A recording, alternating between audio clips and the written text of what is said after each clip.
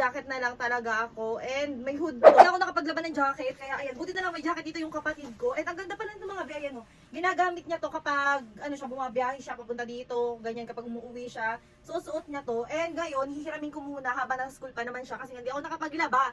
And ang size nito mga be ay XL to. Sobrang ganda niya. Hindi mo talaga mapagkamala na mura lang to mga beyan. Ganyan siya.